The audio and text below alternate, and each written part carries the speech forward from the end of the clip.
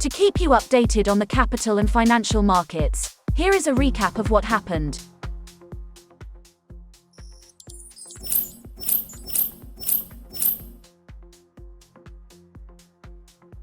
Japan's mutual fund assets jumped 30% to 34 trillion yen year-on-year in 2024 as retail investors switched their savings out of low-interest rate bank deposits into the Nippon Individual Savings Account. Launched in January 2024, the new NISA gives tax breaks for investments in stocks, including broad-based index funds. This, along with a stock market rally that lifted the benchmark Nikkei stock index 19%, attracted 15 trillion yen of net inflows into mutual funds last year, more doubling from 7 trillion yen in 2023, according to Daisuke Motori, Director of Manager Research at Morningstar. The rally was driven by strong corporate earnings, especially for exporters that gained from a weak yen. Investors' behavior notably shifted last year, with a pivot from savings to investments, particularly into low-cost index funds that reaped the benefits of NISA's tax-exempt allowances, Motori says in an interview with Asia Asset Management. India's markets regulator introduced rules for the approval and tracking of the use of algorithmic trading by retail investors to protect them amid rising demand.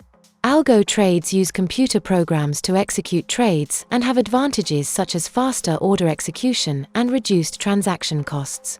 Brokers can provide algo trading facility to retail investors only after obtaining requisite permission from stock exchanges for each algorithm, the Securities and Exchange Board of India said in a circular.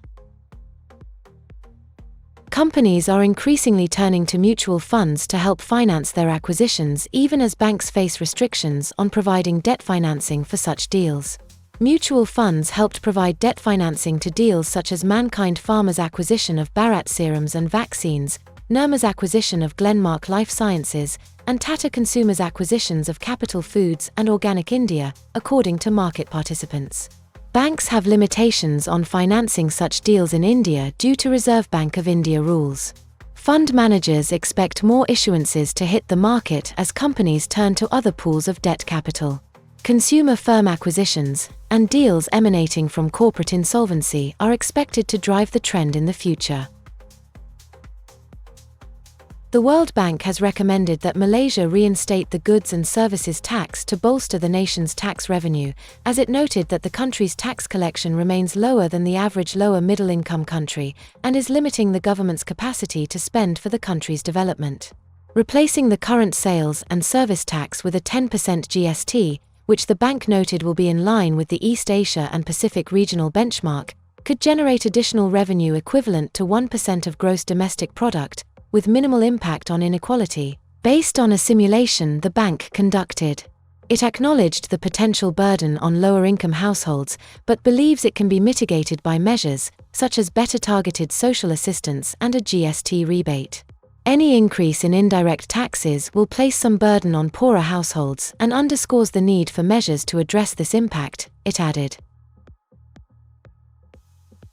Investors looking for alternatives to battered data center and artificial intelligence, AI, proxy stocks may want to consider domestic-driven and defensive stocks, said Maybank Investment Bank. While stocks affected by the theme have declined more than 10% in January and offer opportunity to accumulate, key sectors that should still drive the KLCI index would be banking and consumer on domestic-driven factors, the research house said in a strategy note. Macro-driven support lends strength to these sectors from expected stronger consumer spending patterns and the investment upcycle, Maybank said. Healthcare, meanwhile, offers defensiveness, with demand for healthcare remaining robust and aided by medical tourism, the research house said. Watch the latest episode of Coffee Talk to find out about what is going on in the industry. Exclusively on FIMM's official YouTube channel. Read the latest issue of the e-Zine available at FIMM's official website to stay updated about what's going on in the industry. This has been the FIMM TV Weekly Recap. Be informed, stay updated. Be sure to like, share and subscribe.